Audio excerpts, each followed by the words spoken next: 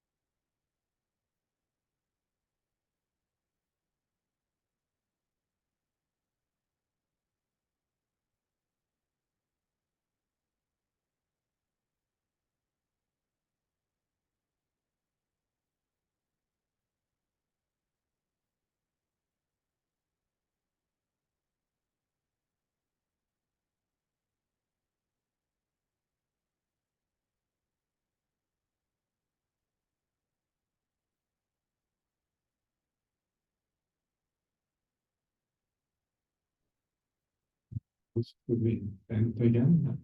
And before we come to the end, just take a few moments just to review the meditation here. Try to understand the process, what works and what does not work.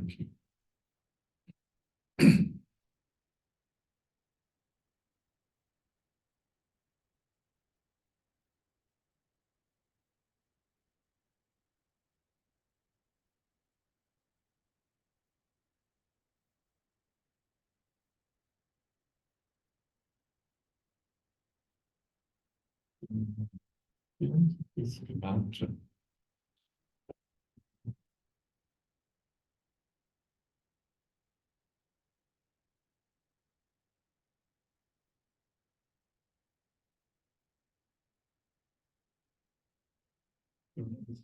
a little break before we come back with some more super classes. Maybe 10, 15 minutes, something break, and come back in again and we'll carry on.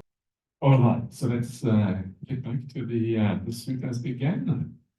And we're going to now move on to one of the very kind of interesting suttas in the Pali Canon, which is called the 𝐸𝐴𝑐𝐷𝑖𝑝 Sutta, the greatest sutta on the elephant's footprint. And it's quite an interesting sutta. Before we get to that one, however, we're going to look at one of these very short little suttas found in the Anguttara Nikaya.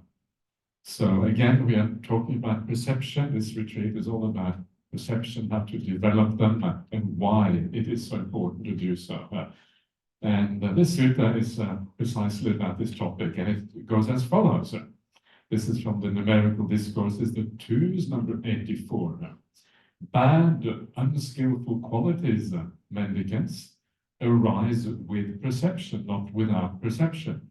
By giving up that perception, those bad, unskillful qualities do not occur. Right? So again, just reinforcing this idea that perceptions kind of underlie so many of the problems that we have to deal with. And if you build up good perceptions, all good things follow as a consequence.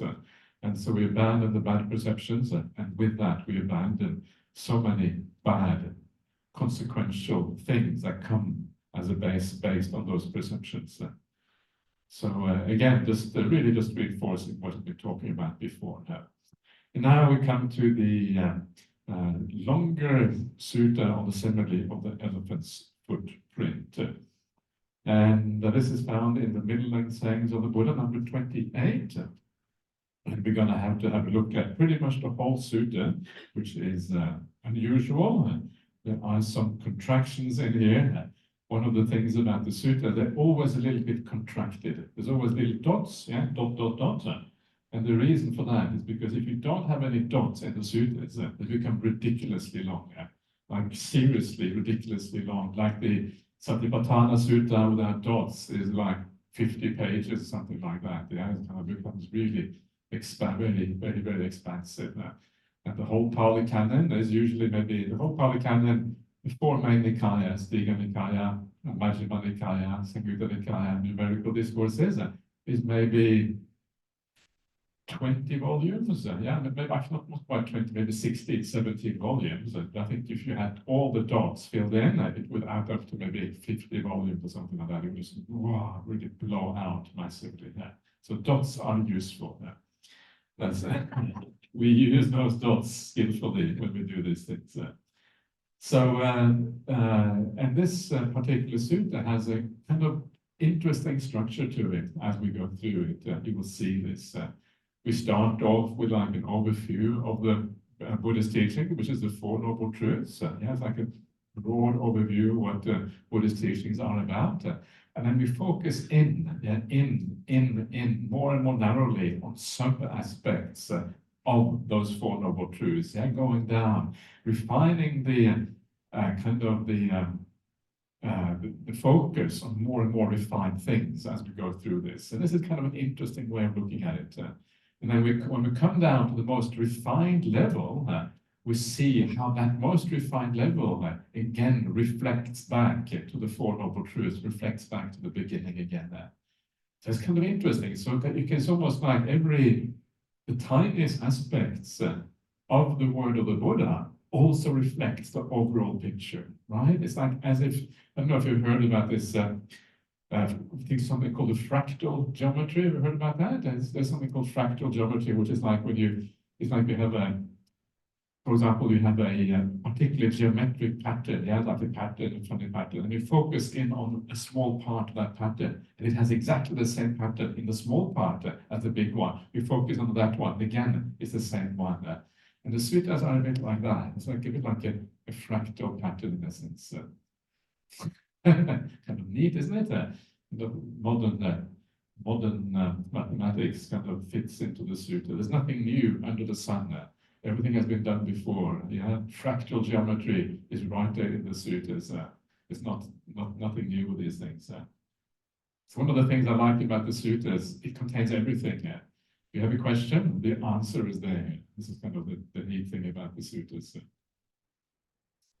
that true? Isn't it? Yeah, but it probably must be true, right? If it's about the meaning of life, must be, everything should really be there. And if it's not there, it means you haven't looked carefully enough.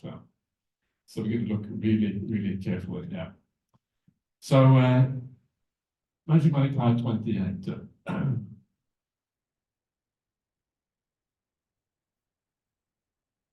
By the way, if I cough, I have not got COVID.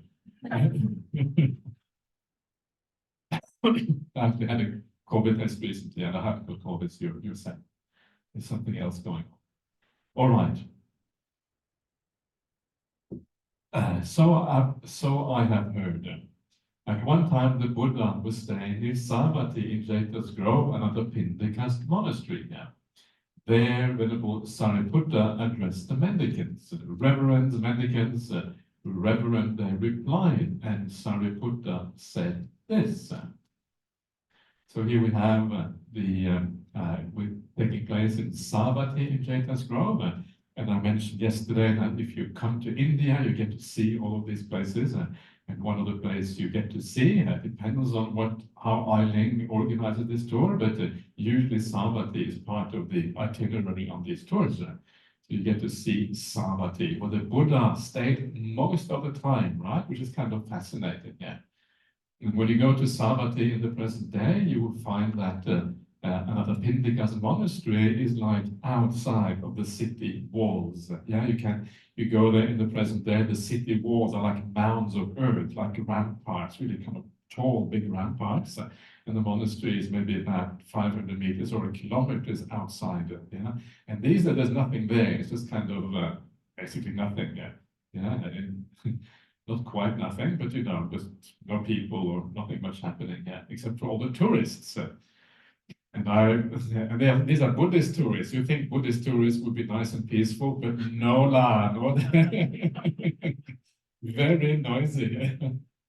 And the Buddhist tourists, they come maybe 5 buses, and they have the kind of blaring speakers and kind of a tour guide, and they do chanting, and it's like you try to meditate. It's impossible to meditate. You kind of there's nothing. So you have to kind of, one of the things about a skillful tour operator, we'll see how skillful 𝐂𝐿𝐿 is.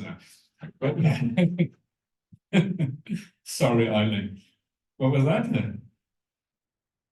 We should exactly. You're right. But good, you have got the right idea.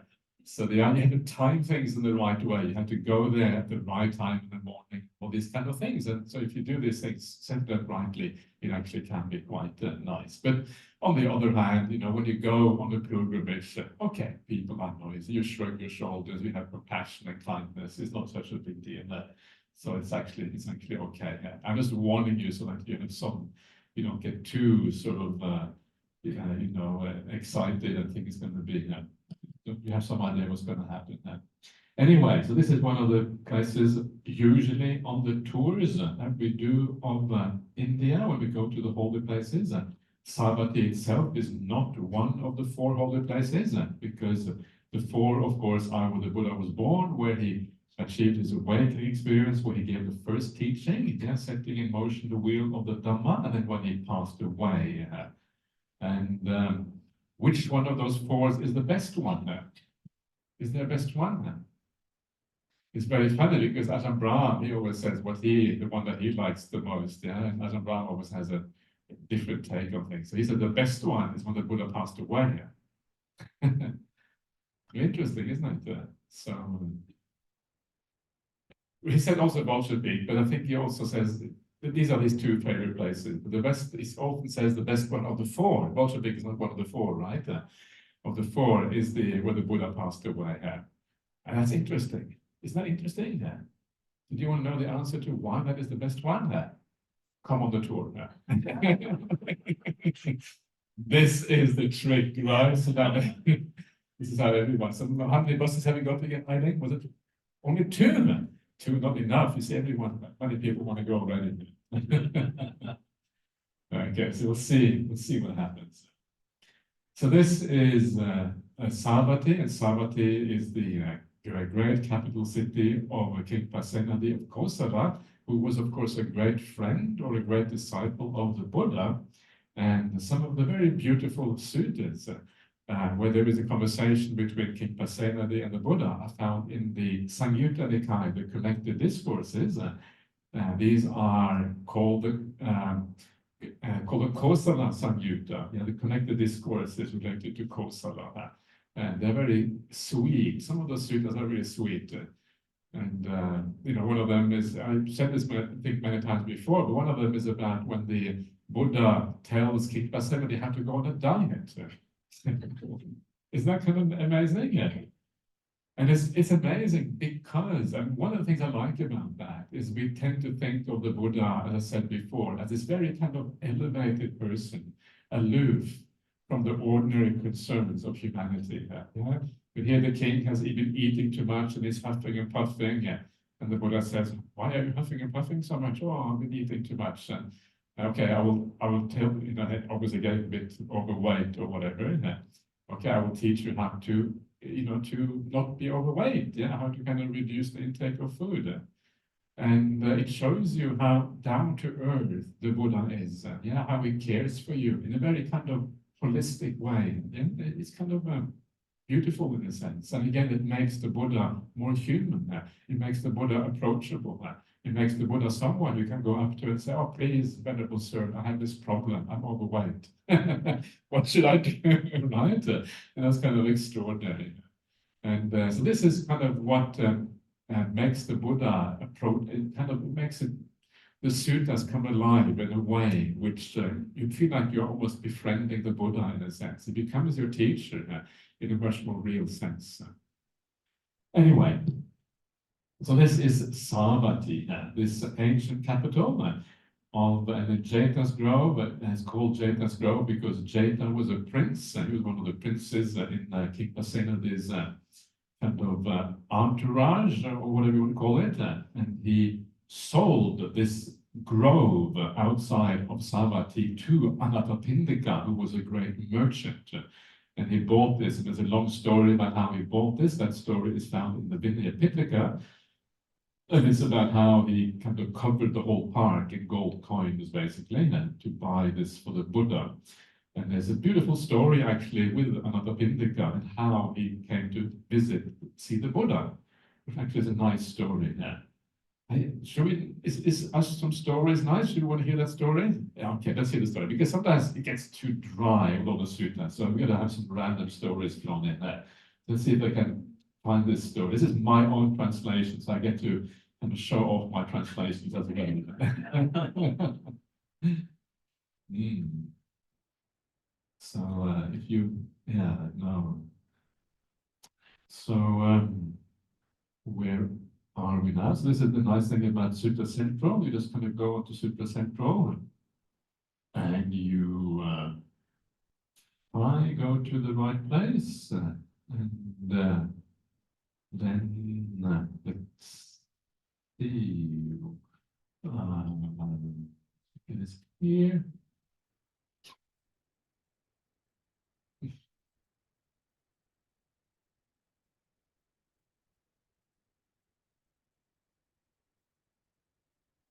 The account of Anathapindika, the story of what happened.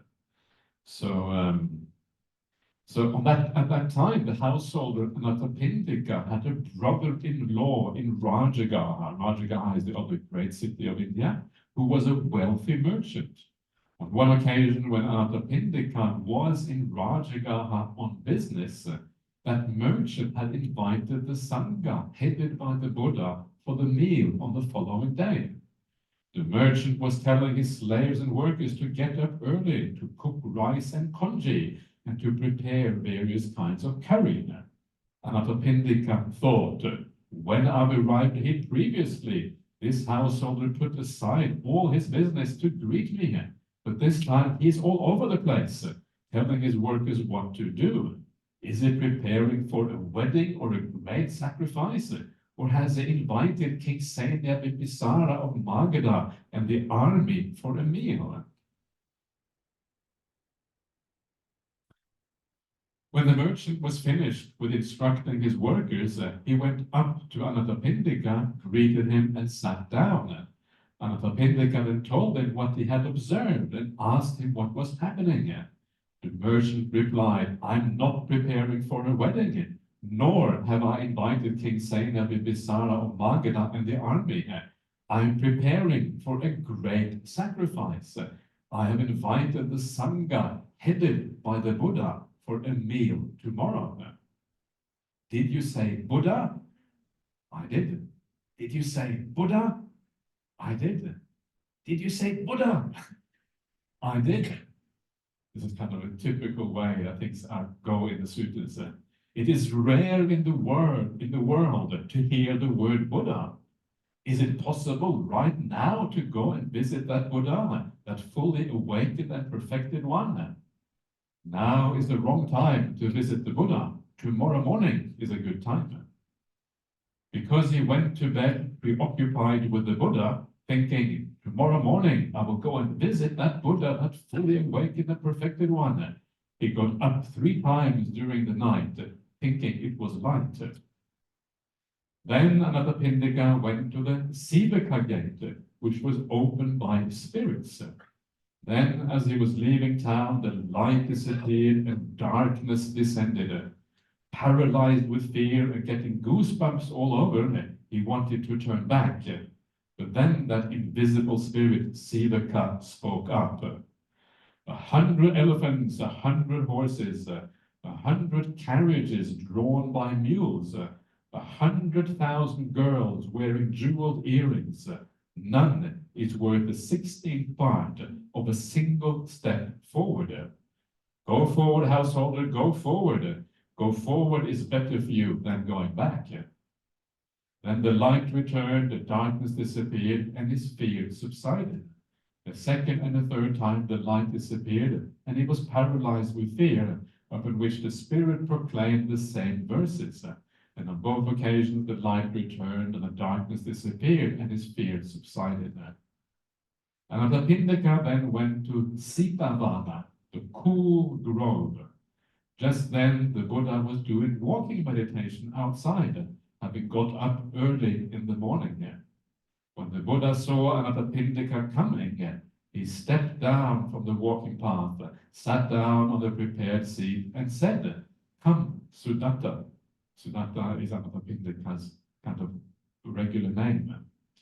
Anathapindika thought, the Buddha is calling me by name, and glad and joyful, he went up to him, bowed down with his head at the Buddha's feet, and said, "Sir, I hope you have slept well." Cute, isn't it? Said to the Buddha, "I've never met you before. Sir, I hope you have slept well." And what do you think the Buddha says? He says the following: "Indeed, he always sleeps well, the Brahmin who is extinguished, who is not soiled among worldly pleasures, but is cool and without ownership. After cutting off all attachments, after removing distress from the heart, calm he sleeps well, having attained peace of mind." And then the Buddha gave him a progressive talk. This is a standard progressive talk on generosity, morality, on heaven, on the downside, degradation, and defilement of worldly pleasures. And he revealed the benefit of renunciation. When the Buddha knew that his mind was ready, supple, without hindrance, joyful and confident, he revealed the teaching unique to the Buddhas: suffering, its origin, its end, and the path. And just as a clean and stainless cloth absorbs the dye properly, So too, while he was sitting right there, Anathapindika experienced the stainless vision of the truth. Anything that has a beginning has an end. And I'll stop there, I think, because that gives you a little bit of an idea of Anathapindika's meeting of the Buddha. And then after this, he then departs, and then he travels all the way to Savatthi. First of all, he takes part in the offering to the Buddha. Then he goes to Savatthi, and then he buys this monastery, which is what we were talking about before that. So that's kind of a little bit of the background story of Anathapindika. So, yeah, so you can see there the Four Noble Truths, right? This is what the Buddha taught, and this is what the sutta is about. And so I was very lucky that was not planned. That was just pure luck that these things kind of fit together like that. Yeah. Okay, so let's see what happens next. So this sutta on the elephant's footprint.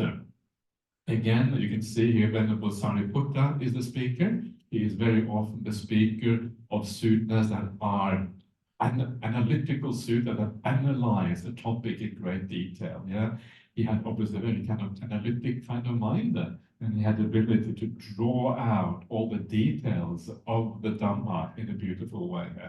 So this is why he was the general of the Dhamma, yeah, the Venerable Sariputta. So this is then what he says. The footprints of all creatures that walk can fit inside an elephant's footprint. So an elephant's footprint is said to be the biggest of them all. In the same way, all skillful qualities can be included in the Four Noble Truths. What for? Now, the Noble Truth of suffering, the origin of suffering, the cessation of suffering, and the path that leads to the cessation of suffering. So here we have this idea that the Four Noble Truths include, he says here, all skillful qualities. So this is the Pali for that is kusala Dhamma, I think. Let me just check that out and don't tell you any untruth there. For kusala Dhamma, yes.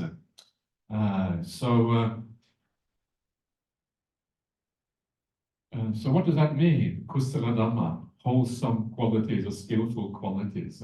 It is not entirely clear. All skillful qualities are included in the Four Noble Truths. It's a little bit strange because the Four Noble Truths are a teaching.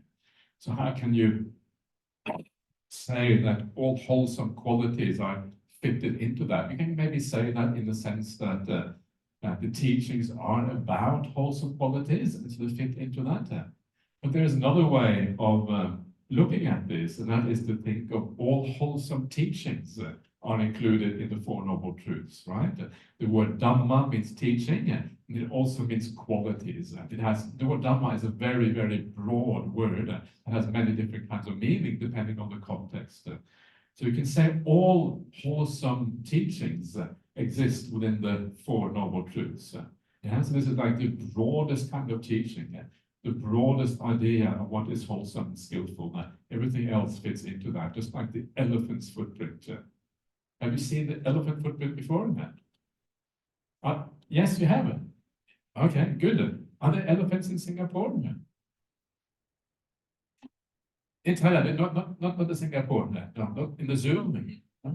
In the zoo there is. Aha, see, elephant in Singapore. Okay, you can go and see the footprint in the zoo now. Yeah. Okay. Really? Pulau Ubin. Okay. Okay, you're going to take me, John? Yeah. I'll have to go and see the elephant's footprint and Pulau Ubin. Yeah. I'm sure in Indonesia they probably have it. Yeah, exactly that. So, anyways, elephants are, they have the legs of the elephant is like this pillar, right? It stands. It's very large footprint. And so this is the Four Noble Truths, and so this is kind of nice to remember that all teachings somehow fit into the Four Noble Truths. And it means that once we understand that, we understand this idea of the Dhamma being like a puzzle almost, being like a picture, one picture. And that picture is the picture of the Four Noble Truths. then all other teachings somehow fit into that. That's kind of useful to know, because then you have a system of kind of understanding the teachings. Yes, like the five aggregates. What is that? Well, actually, that's kind of dukkha. Yeah, there's an expression of dukkha. And a lot of the teachings of the Buddha are the fourth noble truth. They are about the path of practice, because the Buddha is a pragmatic person, and it is a path that really matters. I'm not sure if coffee is part of the path, but anyway, I'll have a bit of coffee.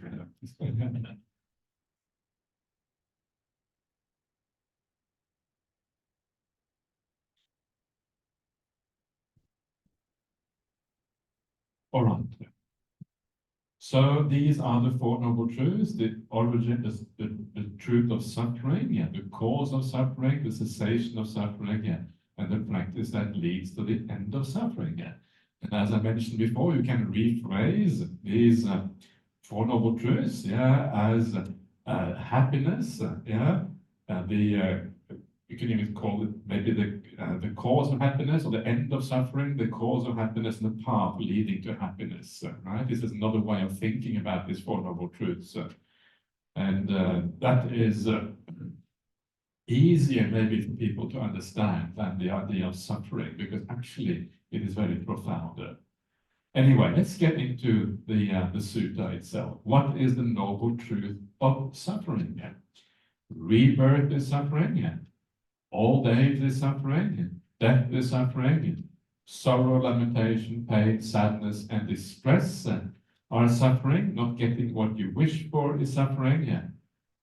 In brief, the five grasping aggregates are suffering. The standard definition of the Four Noble Truths. There's one thing that is missing there that you may have noticed. It is missing that being associated with what you dislike is suffering, and being associated with being dissociated from what you like is suffering. This is actually missing. So this is not exactly the standard formulation, but close. Yes, this is the noble truth of suffering.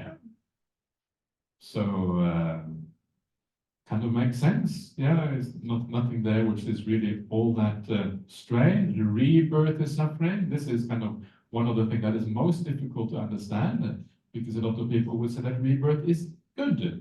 Reborn, yay, carry on. I can learn. Each life I would learn a little bit, and I will kind of gradually move towards awakening in this way. So rebirth is good.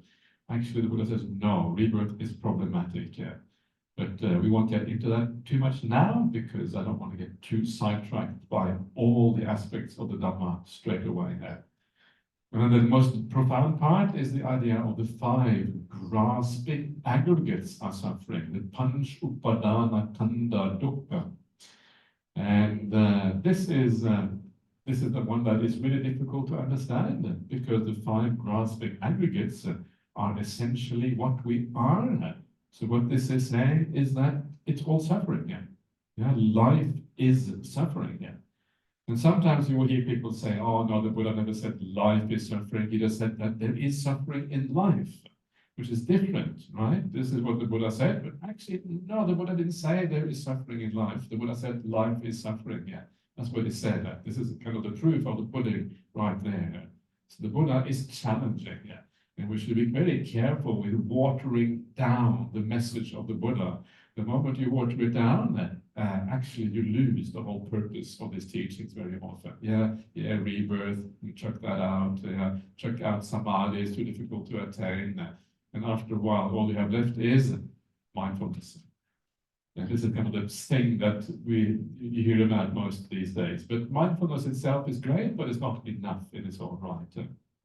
So we have to be careful with watering things down, but at the same time be sensitive to where people are at, so they can understand these teachings. So what are these five aggregates? They are as follows: the grasping aggregate of form, feeling, perception, choices, and consciousness. In what sense are they grasping aggregates? What does that mean exactly? And upadana here means literally to pick up or to take up. But in other words, you pick something up and then you hold on to it. It includes the idea of grasping and attachment and picking up and all of these ideas within it. And in what sense are they grasping?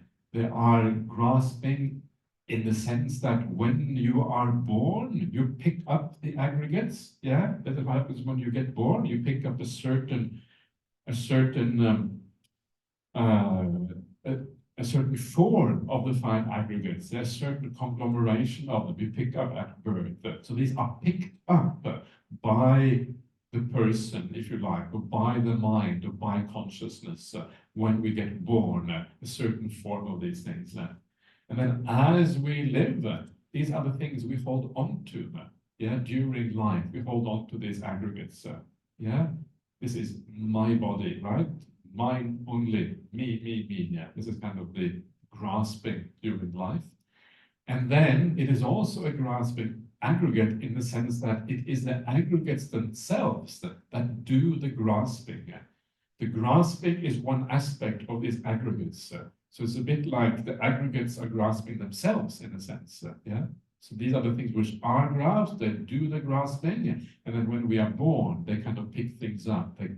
The grasping kind of begins. So in many different ways that this word grasping functions here.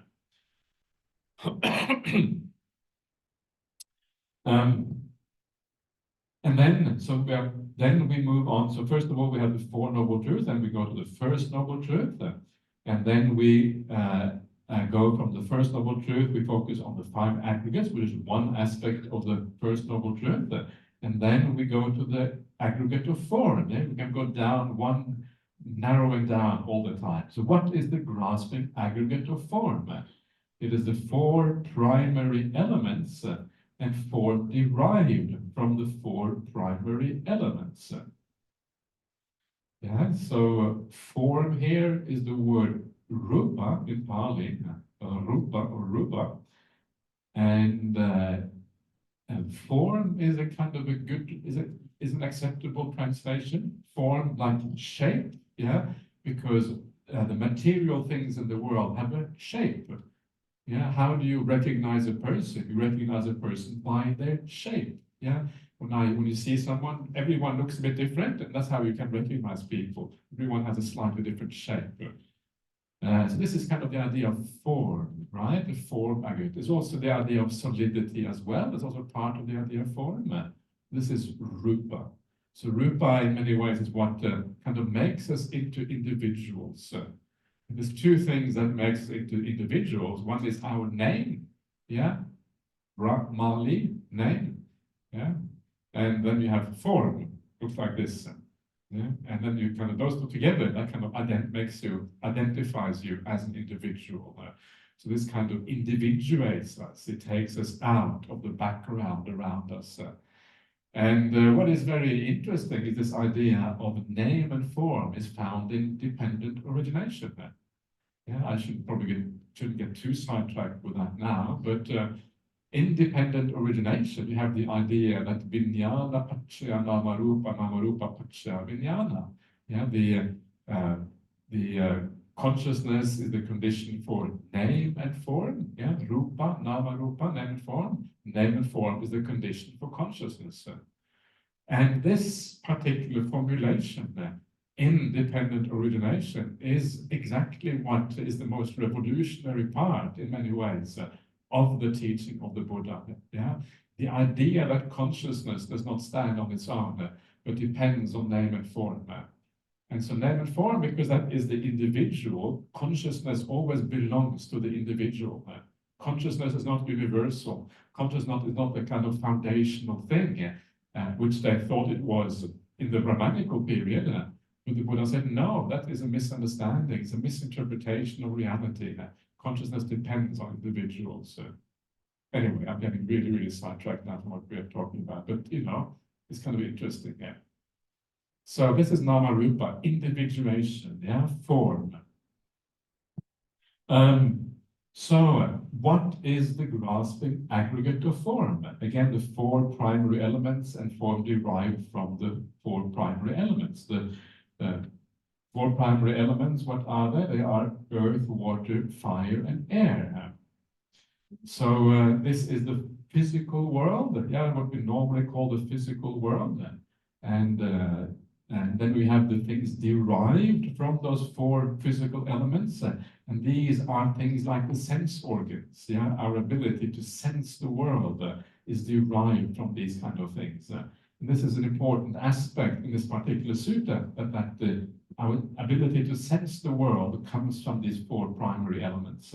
So your ability to see, yeah, the eye, the ear, all of these things comes from that.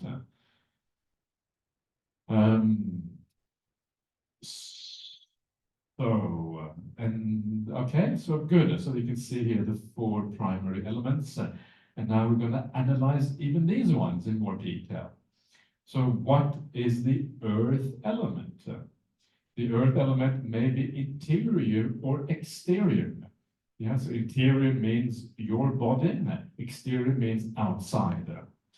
And what is the interior earth element?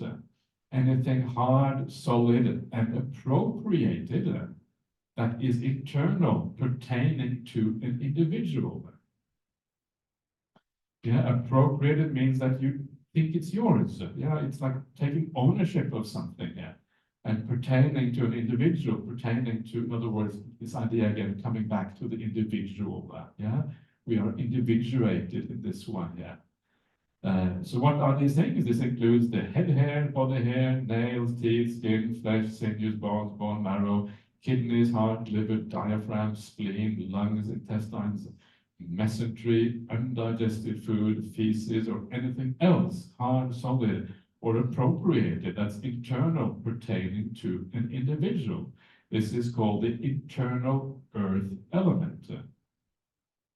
Yeah, so this is anything in your body that is solid. Yeah, that is kind of has a certain solidity to it. And the idea here with this sort of enumeration, yeah, this is also what you find in the 31 parts of the body contemplation. You find the similar, the same kind of body parts. And this kind of contemplation, when you contemplate the body parts, is largely a matter of imagination. You imagine what's in your body, right? Okay, I'm not very good with anatomy, but liver, something like that, heart maybe here, lungs. Dr. Andrew, is that right? Roughly right, okay, good. It's somewhere inside his body anyway. We're absolutely sure I can't get it wrong. So yeah. So it's basically an idea of imagination, right? Where are all of these body parts? And that is kind of nice when you do that, because it makes the body much more neutral. I don't know, I usually mention at this point that we had a Buddhist conference in Perth in 2015 or something like that. I can't remember anymore what year it was. And during that body conference, while we had it, there was an exhibition called 𝐁𝐫𝐚𝐡𝐦. And 𝐁𝐫𝐚𝐡𝐦 is a German word. 𝐁𝐵 is body, and Welten is world in German. I know a tiny bit of German, just enough to know this much. And so called body worlds, and with this kind of crazy German scientist. His name was Günther von der Hagen, I think. And he had this special technique where he would preserve bodies. Yeah, so someone would die, and then he would say, I actually said this before they died, said, well, are you happy to have your body preserved? After they died, it was too late to ask that question, unless he had some special, powers. And they would say yes, and they would sign an agreement, and then we have the bodies preserved, and somehow he would take all the liquids out of the body, and he would replace the liquids with silicon or something like that, and then the body would preserve for a long, long time afterwards. It was a kind of special technique. I'm not sure exactly what he did. And so these bodies were all on display, right? And of course, what he does with the bodies, he takes all the skin off, he opens up the body, takes the skin off the face. And it's kind of interesting when you see a body like that, it's very, very different from seeing an ordinary body. You see all the various organs in the body, kind of everything on display. And it's, some people would say it's a bit repulsive perhaps, but it's just the functions of the body. It's more like neutral in a sense. Yeah, this is how the body works. But yeah, it's interesting to see that. And when you think of yourself, and you imagine yourself, and you see yourself in the mirror, And you think, okay, take the skin off my face. Yeah, it's kind of fascinating. Yeah. And straight away, everything becomes far less interesting. Yeah, it becomes much more neutral. So the idea with these kind of things, this kind of contemplation, is to neutralize ultimately the idea of attraction to the body. That's kind of the idea with these things. And for some people, this is a little bit too much to do this kind of contemplation. And if it is too much to do the body contemplation of the 31 parts, you can do this kind of contemplation, which is the 4 elements instead. It's a bit less kind of harsh in a sense, but it allows you to see the body in a more neutral way, and that can give rise to more peace in your meditation, a little bit less attachment in your meditation practice. But this is for people who are really, really interested in the Dhamma, right? I would not recommend this for ordinary, or, even if you are a really good Buddhist, I wouldn't necessarily recommend this, but only if you are a super duper, super extra good Buddhist, can you try these kind of things. Your meditation is going really, really well. You're getting blissed out, and things are super duper. There's a little bit of attachment that stops you from getting into jhana. Okay, then do this one there. Yeah, 31 parts of the body there. Because it is, again, the idea of the Buddhist practice is to add quality to our lives. And some of these things, if we do them at the wrong time, they will actually detract from the quality of our lives. And that is not the point. So, in a sense, we're just doing this here now as a exercise in understanding how to overcome these attachments. So it is for those of you who are really, really, really keen on meditation practice. Those of you who are almost monastics already, yeah. Those of you who are kind of cut your half the hair off and then kind of waiting for the rest to disappear soon. So yeah. But nevertheless, I think these perceptions are interesting, especially the 4 elements, and so we will do that. One question I would like to ask you at this point is, and I have asked this many times before, so many of you will know the answer already, but in the Satipatthana Sutta, how many body parts are there in the body parts contemplation? Do you know how many there are? 32? 32? 32? 31? 32? 30? 29? 35? Most people, when you ask them, they say 32 parts of the body, right? This is the standard kind of number. But actually, it's only 31 in that sutta. And that is actually very interesting. And because why do people say 32 when the sutta has 31? Is it because 32 is a more round number? Is that why I say 32?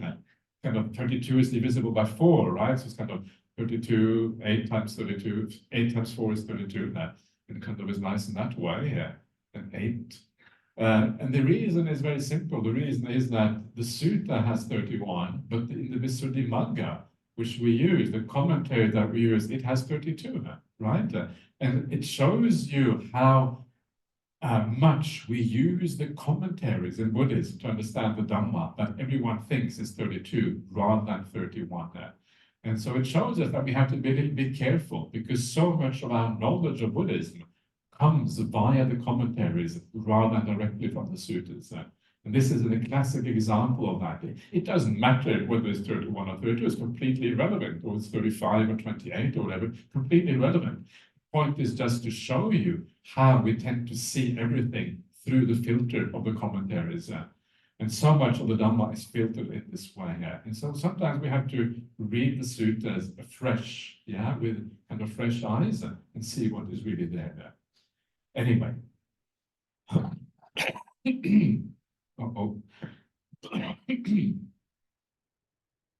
Okay, so these are the various things. You don't need to know exactly what's going on, having a rough idea what's happening there. This is called the internal earth element.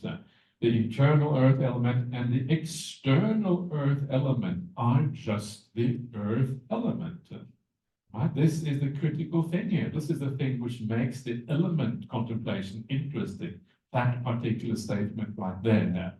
That whatever the body is, it is no different from the outside.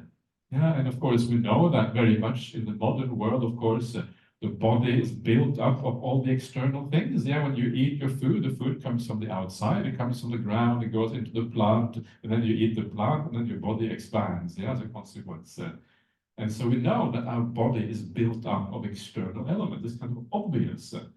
In the Suttas, it has this nice phrase that says that the body is built up of porridge and rice. That's what it says in the Suttas. It's kind of a nice little phrase right there.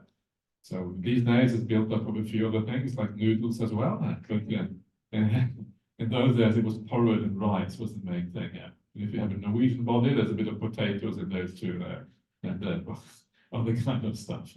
And of course, when you die, it goes back again to the soil, right? It goes back again. It gets cremated or whatever. Everything goes back. And so we know this body really comes from. It's not different from this, yeah, from all the other things around us. It's all the same. It gets built up of that, it goes back to that. Is this body really yours? Or does it belong to nature? It belongs to nature, right? Really, at the end of the day, and you know, if you lose your finger, where are you? How many fingers have you got now? 9 fingers, right? So you can lose a finger. And suddenly it occurred to me. So finger gone off, goes back to the soil, goes back to kind of nature again. These things happen all the time.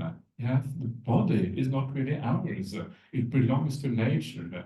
And as you reflect on the body in this way, actually your attachment to these natural things, it starts to decrease a little bit. You understand, it doesn't really belong to you. It belongs to the world at large. In the end, you can't control it. In the end, it is going to go back to the world again. Yeah, and it comes out of these elements. And so this is, we know this, but we don't know it. Yeah, we know it on an intellectual level. We do not know it deeply. The idea with these kind of contemplations is that as you contemplate again and again and again, it starts to have an effect on your mind. You start to feel this reality. Initially, it is just an intellectual truth, but the idea is to feel this in a very strong way, that this actually is just nature. It will go back to nature again. And when you feel it, you lose an interest in it. And that's kind of the point. And when you lose an interest in the physical body, you detach from it. That is where meditation becomes possible. Yeah? Because then, when you're no longer attached, no longer holding on, no longer trying to control the body, in fact, you're no longer interested in the body, then you can let go. Then meditation happens. And so this is why this is can be a useful contemplation exercise. Yeah, so this is all about developing perceptions, and right now we are dealing with the development of perception right here. This is a particular perception that you can develop. And it's quite, I don't know, I think it's quite a nice perception actually, that body is just the earth element. I don't know, it's something kind of peaceful and beautiful about that. So if you feel like it, try it out. If you don't feel like it, it's okay, don't have to do it.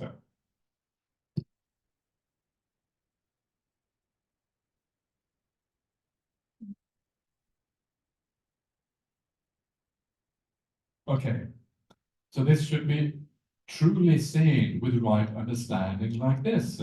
This is not mine. I am not this. This is not myself. Yeah, this is what happens when you do this contemplation. As it goes deeper and deeper and deeper, in the end, you don't think of the body as yours anymore. You just think of it as nature. Yeah, this is not mine. It doesn't belong to me. I am not this. This is more, you don't identify with the body. It doesn't belong to you, nor do you identify with it, because how can you identify with earth element? It doesn't make any sense. Earth element is kind of everywhere, and you can't identify with just this earth element that comes and goes and moves through you or whatever. And this is not myself. This is the last one here. In other words, this is not your identity as a person. This is not some everlasting thing, but it's actually very impermanent, always moving, always shifting, always becoming something else. And when you truly see this with right understanding, you grow disillusioned with the earth element, detaching the mind from the earth element. Yeah, you grow disillusioned here. You can say the Pali word is nibbida, nibbindati, I think. Let me just check that out. make sure I don't tell you anything dodgy here. I'm trying to be an upright monk, avoid dodginess. 𝐵𝑢𝑑𝑑ℎ𝑖, yes. So this is like having a sense of almost like rejecting something. Yeah, you reject it. You have almost like an aversion to it. Because you're no longer interested in it. So you reject it. And when you reject something, well, then the mind gets detached from that thing. Yeah? It is no longer holding on to the earth element. And that is where deep samadhi can happen. Yeah, this is why the element contemplation is included in the Satipatthana Sutta. It is there because the purpose of Satipatthana is to achieve samadhi, right? You let go of the body, then samadhi becomes possible as a consequence, because samadhi is beyond the body. And so you can see here, it takes a lot of insight, a lot of understanding, a lot of clear seeing to attain samadhi. Yeah, samadhi and insight, samatha and vipassana are not really separate things. They always go together. See things clearly, and samatha becomes possible. Have samatha, and you see things more clearly. Always coming together as a pair in this way. So that is the basic idea of the four-element contemplation there.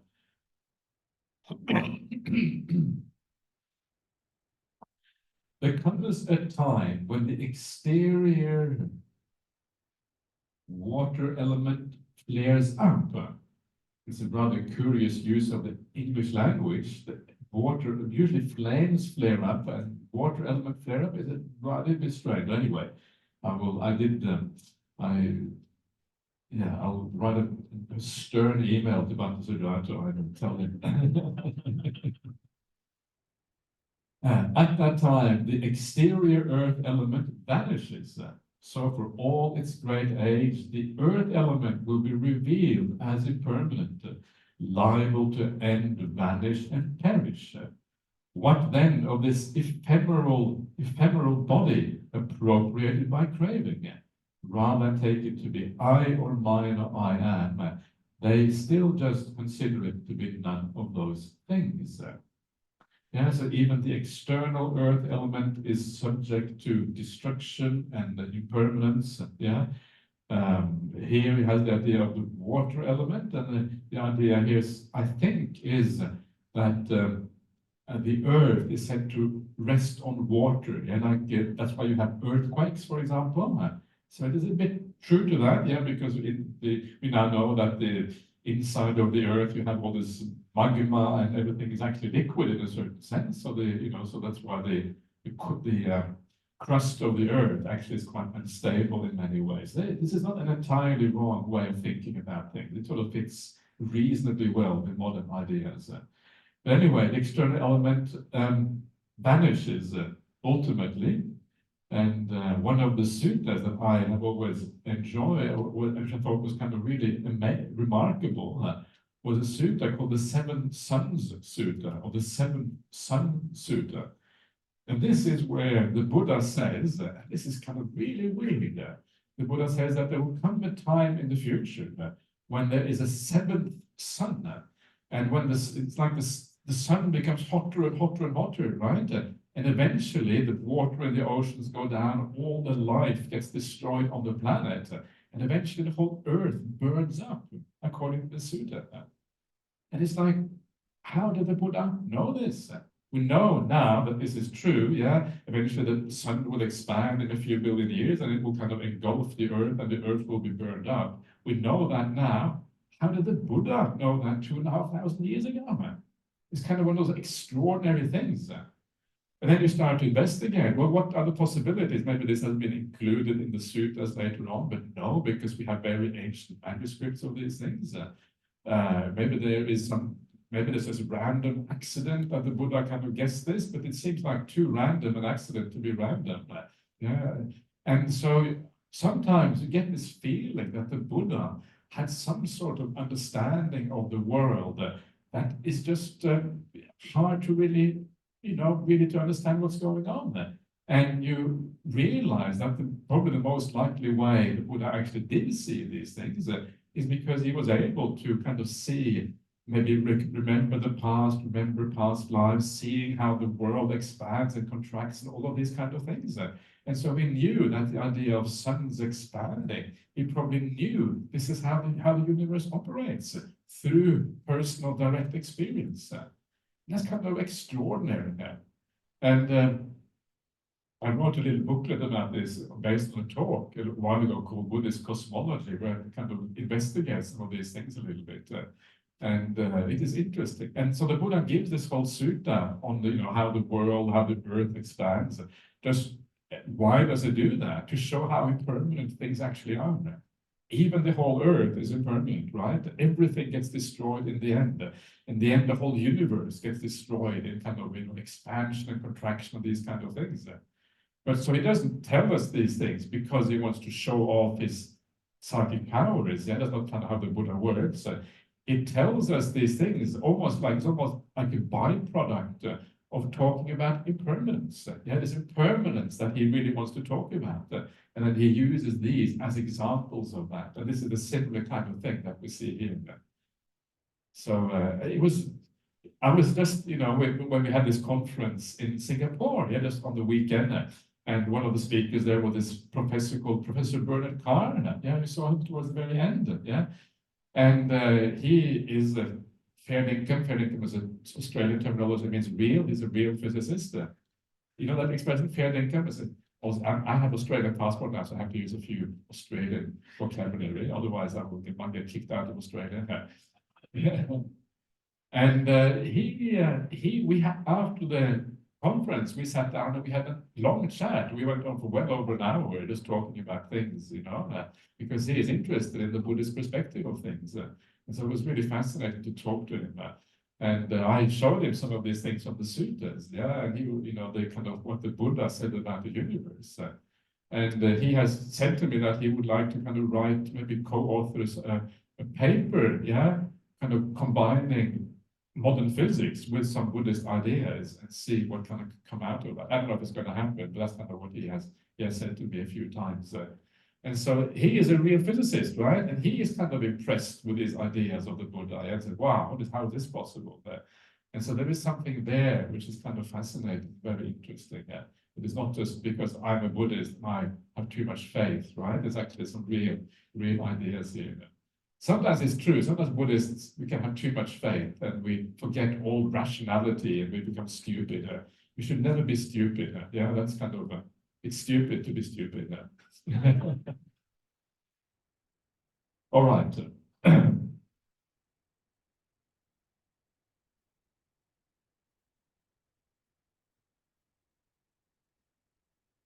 So, if the whole earth, right, is impermanent, what about this body? The body is far more impermanent. It is appropriated by craving, exactly. Craving is what drives this. And rather than take it to be I, mine, or I am, they still just consider it to be none of those things. So you just see it as a natural phenomenon in the world, and it goes according to natural phenomena. And then the Buddha, or Venerable Sariputta, says, if others abuse, attack, harass, and trouble that mendicant, yeah, the mendicant who is reflecting like this, they understand this painful feeling born of ear contact has arisen in me. That's dependent, not independent.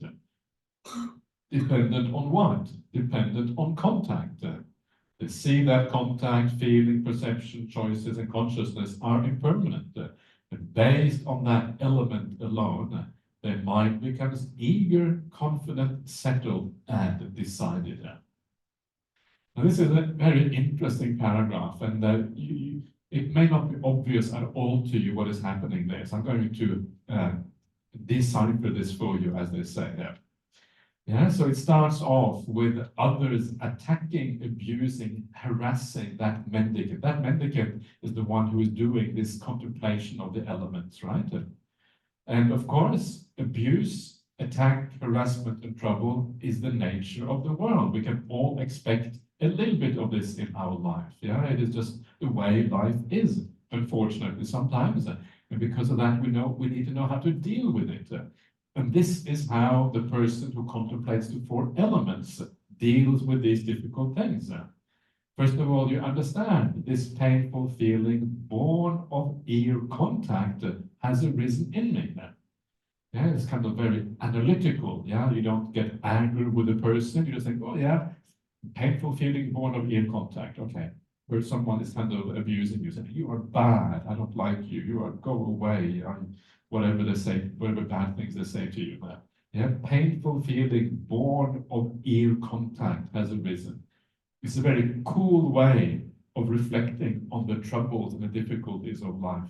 Instead of getting emotional about it, angry about it, whatever, you have a cool, analytical way of thinking about this. And this is one of the things I was saying all along before. Once you get upset and angry, you lose your analytical ability there, because the mind gets biased, the mind gets stupid once you become emotional about things. So you stay in cool mind, okay, painful feeling born of ear contact. That's how you think. Yeah.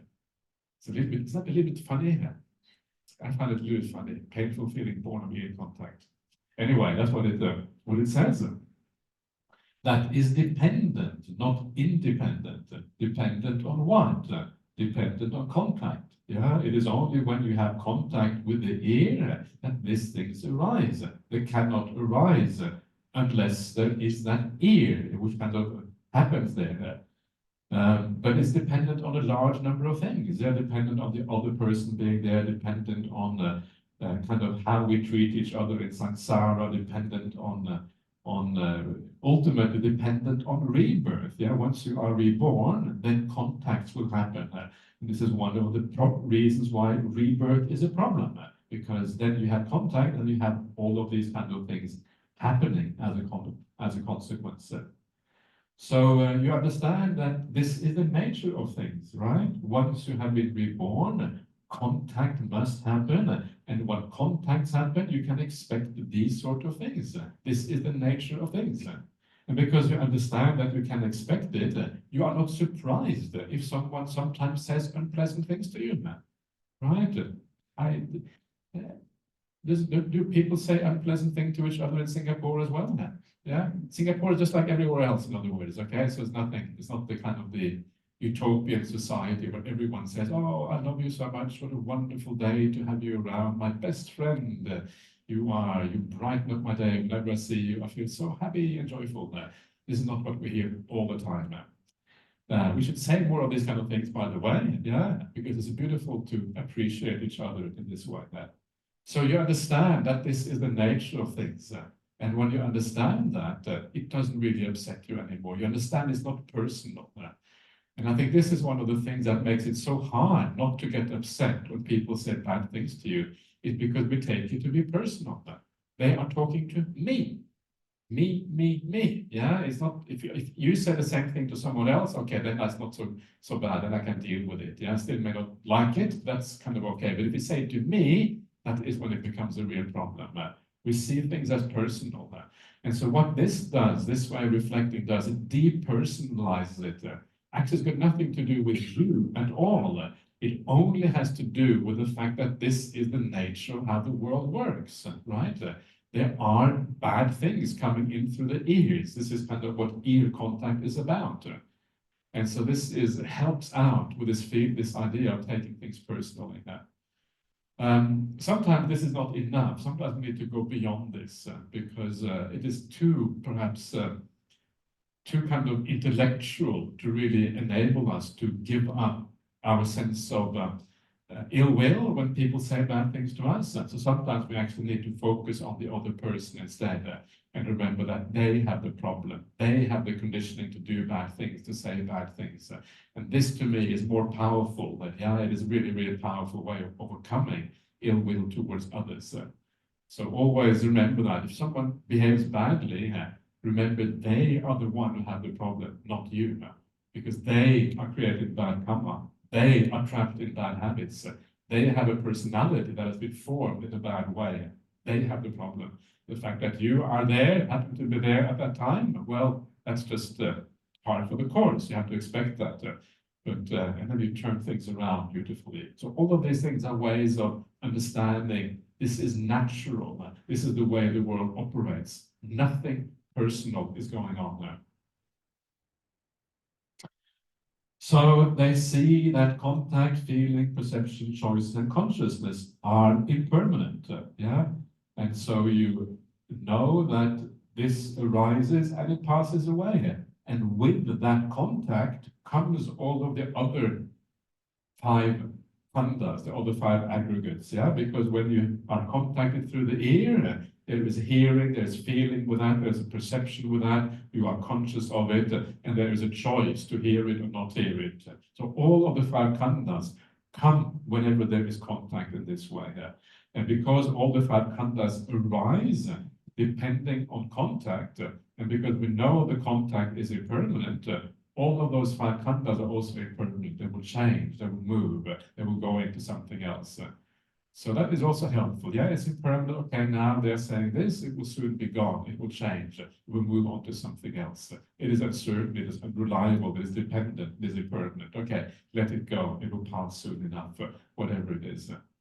Yes, these are just skillful ways of learning how to deal with the ear contact that is unpleasant.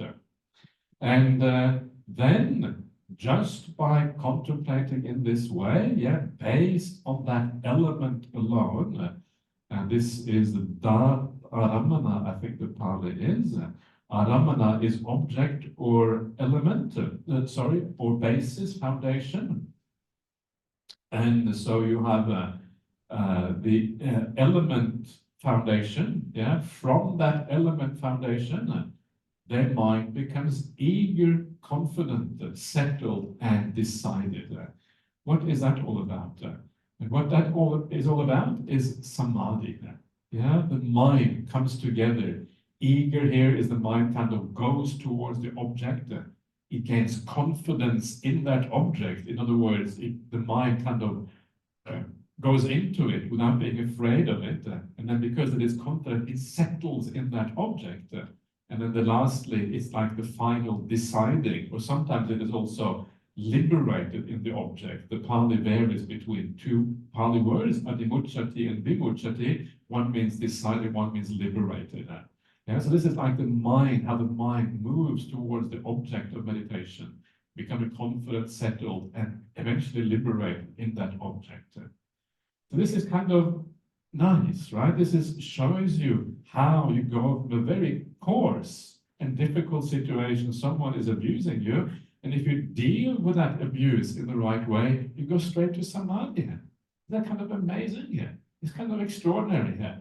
And what it shows us is that what we are dealing with here is someone who is already practicing really well, someone who has no enemies in the world, someone who is friends with everyone. And this is one of the things I would remind you as Buddhists: don't have any enemies in your life. Be friends with everyone. Don't worry what other people think about you. That's kind of irrelevant. But you make sure that you have no enemies in the world.